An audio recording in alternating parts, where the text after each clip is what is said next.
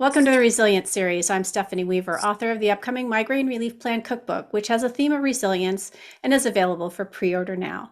My guest today is Diana Kupershmit. Diana is a social worker who works for the Early Intervention Program for the New York Department of Health. Her essays have appeared in a variety of online outlets, and her memoir, Emma's Laugh, explores her grief around losing her daughter Emma unexpectedly at age 18. Welcome, Diana. Thanks so much, Stephanie. It's great to be here. Great to see you, and thank you for being willing to share your story. I know it's difficult when you've written a grief memoir that you have to keep talking about it. So I do appreciate you being able to come and talk to us about it. So tell us. So Emma was your first child, and tell us about your first realization that something seemed to be wrong with her right after she was born. Yeah. We were fairly young parents. I was 26 and my husband 27 when we had our first child. And Emma, I realized something was wrong as soon as they handed her to me. She was very small. She was 4 pounds, 12 ounces at full term. And she was sort of floppy and green, and she didn't cry, which was another alarming observation. And she had some dysmorphic features, which is what we learned they call it in terms of like far apart set eyes, low set ears, an almost non-existent nose bridge. I mean, things that I would know what to call, but I just knew that she didn't look healthy and she didn't look right. And my first instinct was to kind of alert the doctor to this, as if he probably, didn't see. But I didn't want to sound rejecting, I wanted to sound maternally correct. And so I mined my brain for how to bring it to his attention. And I just said, she doesn't look like my husband or me, as if to say that she just didn't look healthy. And they whisked her away and they started, performing the Apgar test and then eventually genetic testing. And that's when we found out officially, formally, that she was born with a rare chromosomal abnormality that left her physically and intellectually disabled with a myriad of medical issues. And did she spend time in the NICU? She did. She initially we tried to feed her by mouth, and she aspirated, so they had to perform a surgery where they, essentially put an opening into her belly, and then eventually a G tube was placed, and she was, for most of her life, fed through the G tube. Initially, we tried to feed her by mouth, but then we realized that she was silently aspirating. So yeah, she was in the NICU for a good couple of months, recovering, and they were stabilizing her. She was a little bit low on oxygen, and just observing her. Yeah. And so tell us about the decision that you and your husband made that many people might criticize you for. Why did you think that was the best option for Emma? Why did you think that was the best option for her? Yeah. So when Emma was born and we got her diagnosis, I spiraled into grief. I did not deal with the information well. We visited the hospital every day. The hospital social worker saw that I was not doing well and I was struggling, and she called us into the office and broached the subject of finding an adoptive family for her. And at first, my initial reaction was, shock, and then guilt and shame to know that I didn't feel equipped to raise my own child because she wasn't perfect. But then there were people out there that wanted to do this, and I was just like, well, who would want to take this on themselves? And the social worker said, there are people that have a calling in life, and this is something for you to consider if you choose. And I realized that she threw me a lifeline. Because even with my background as a social worker, I had already been a social worker, practicing social worker, working with children with special needs.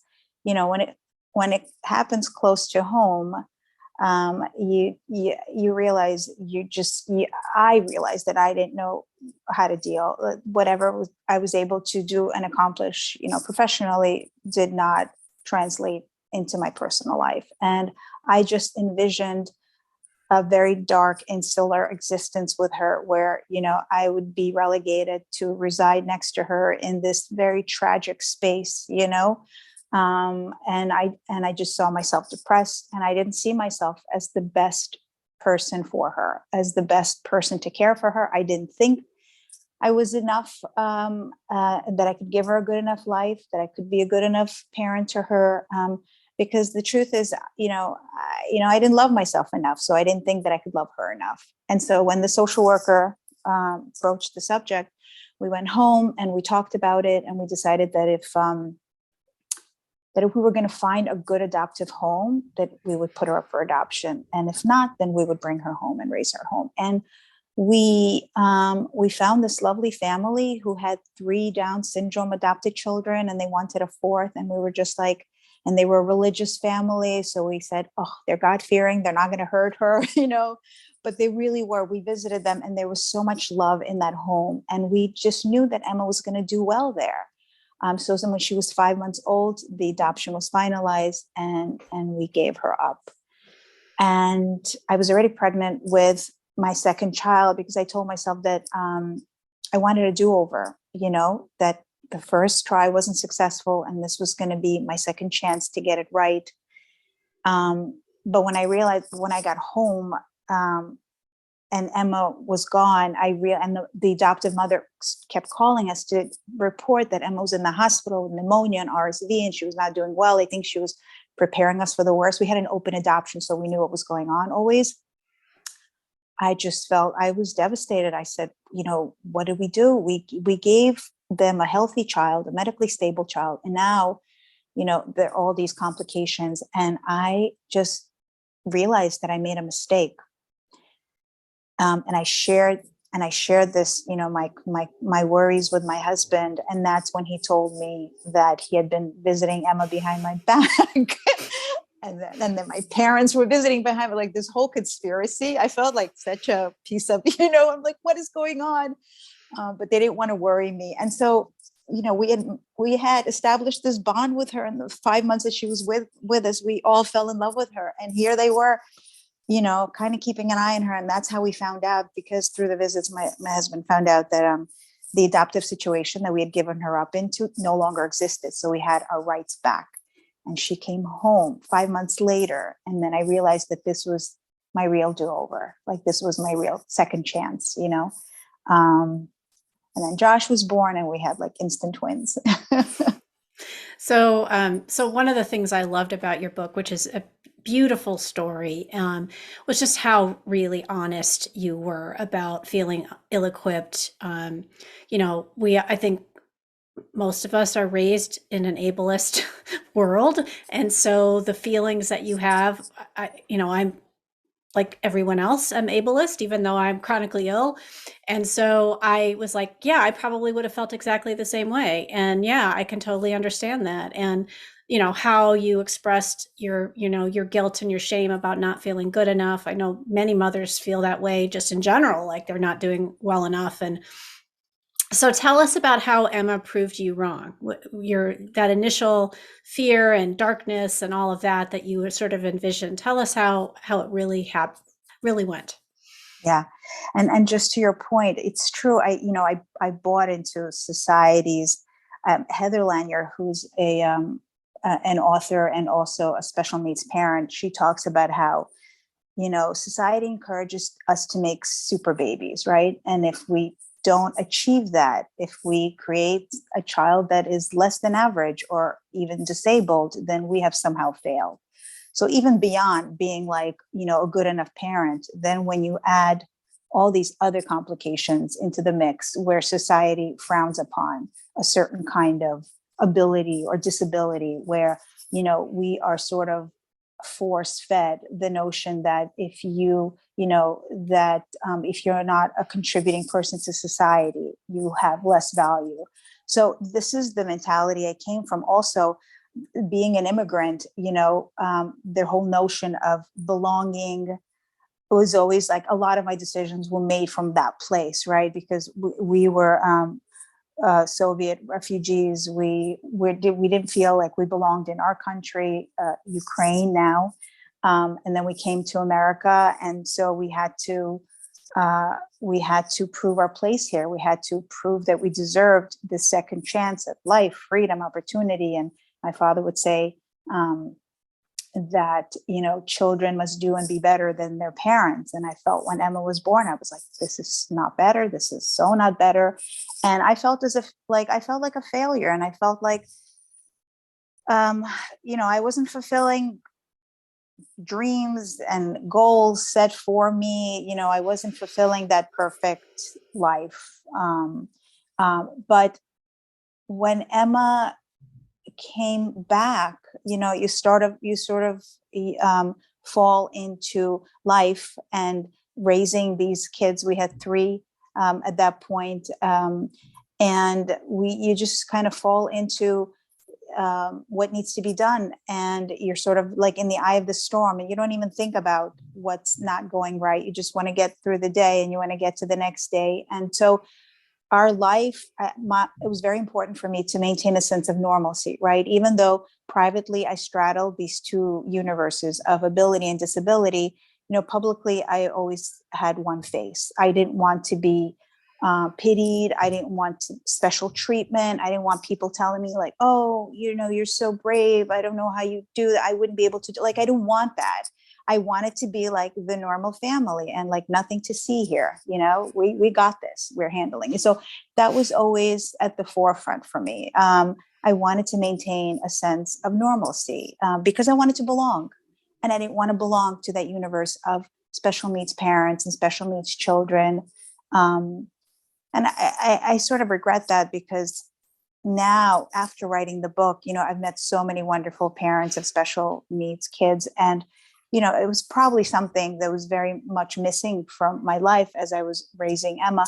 But, I filled those needs differently. I had a lot of friends and I had a lot of family and I had my village, and I felt fulfilled, and we had like a full happy life. We traveled, my husband and I trained and ran the New York City Marathon, and our healthy kids were doing well, and Emma seemed happy and loved. And so without stopping to think about whether things were going well or not, I just felt like, I was living this life that was beautiful and joy filled. And yes, there was grief. There was grief over not having control over, how the nurses took care of her, or how her therapists or medical issues and things that we had to always deal with. And, the grief of not being able to take away her pain. Like, yes, that was always there. But, as a lot of people will tell you, I realized that grief and joy and gratitude and all of that and hope and wonder can occupy the same space. And that's what she taught me in her very silent way, because she was nonverbal, but she taught me to find my voice in advocating for her, having our building built a ramp, making sure that she was taken care of. The nurses were good to her. The therapists were good to her, and everybody loved her and she was loved. And so that told me that I was doing something right because she seemed happy. Yes. Thank you. So, as you mentioned, you and your husband both emigrated from, at the time, Russia, but now Ukraine. And we're recording this on March 1st. So, this is going to air a few weeks from now. And so, we have no idea what may happen there, but we're certainly praying for Ukraine. Yeah. And you emigrated at a pretty young age. So, how did that experience impact both your resilience and your sense of belonging? Yeah, that's a great question. Yeah, I was 9 when I came to this country, so we left when I was 8. But you know, I had to. There was a lot of, I guess, again, going with the theme of grief. A lot of grief in losing our homeland, our country. Feeling like we were forced to do it because we weren't accepted there. Then sort of creating a new identity in a new country, learning the language, the culture, still grieving what we lost and left behind, and proving to, as I said earlier, proving to the America, to the world where we were occupied now, that we belonged here, that we had a right to be here. and playing by the rules essentially, right? So we had to get the education, we had to, do all the things, and we had to become contributing members of society. And so, yeah, that theme of belonging, acceptance, rejections, it's like all through my life, right? From the being rejected by our country to then, trying to get accepted, in a new country, rejecting my own child, and ultimately accepting her, deeply accepting her. So, yeah, I think that struggle of always feeling like you belong, of finding your place somewhere where you feel comfortable and accepted, is a theme that runs through my entire life. And it's very much amplified with Emma's birth. Absolutely. So, what did mothering Emma teach you about resilience, Diana? It taught me that I can do hard things. It taught me that, well, just her existence and everything that she had to contend with and all of her limitations taught me that um, life is precious and fragile, and we have to be grateful and embrace, everything that we have in terms of all the abilities that we had that Emma didn't have, in terms of ambulation and being able to enjoy food, to eat by mouth, and speak and have a voice. um,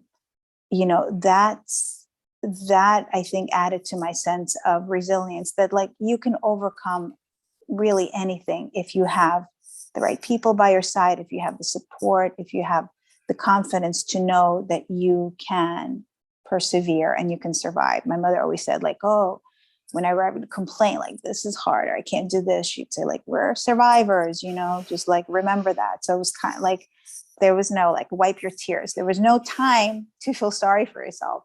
And especially, with raising other kids, like I didn't have the luxury of feeling sorry for myself. And especially after Emma passed, it was like, I have two other kids that, I have to keep going for them. Right. And they were all fairly close in age, right? Yeah. Well, Josh was a year younger than Emma, and then Hannah was 3 years younger than Josh. So like I had, three kids under the age of 5 at some points. It was Yeah. like, That's a lot. right. Yeah. It was a lot. It was a Yeah. lot. Absolutely. So, this is always my last question for everyone. What are some self care resilience strategies that you find most helpful? I do the things that I enjoy. Sometimes it's as simple as that, reading a book, taking a bath, calling a friend, reaching out to my people. Um, Simple things like that. That's what I do. I'm kind to myself. I try to remember. I try to, remember sort of like the way Emma lived. Like she really taught us how to be in this world. Like she didn't care what anybody thought. She didn't care that she had drool on her shirt, like what she looked like, what anybody thought of her. It was like she was very much, she had an amazing presence, like this Zen presence, and she could give, and she taught me that. And I was the opposite of that. I always cared too much. I was always like trying to fulfill other people's expectations. So I remind myself like to be gentle on myself, not, to forgive myself, and just to do the things that make me happy. That's great. Diana, thank you again for being here today and sharing your work. Please visit dianakuperschmidt.com. I'm going to spell that for you. It's DianaKuperschmidt.com to learn more about her writing and her gorgeous family and newborn photography. If you're in the Manhattan, New York City area, you definitely want to look her up. You can order Emma's Laugh wherever you like to buy books, and we do encourage you to support local independent bookstores if you can. Check out other episodes of the Resilience series on Facebook, Instagram, and YouTube. Follow me at SWeaverMPH to learn more about my upcoming book, The Migraine Relief Plan Cookbook, which is due out this summer from Surrey Books and is available for pre-order now. Thanks so much for watching.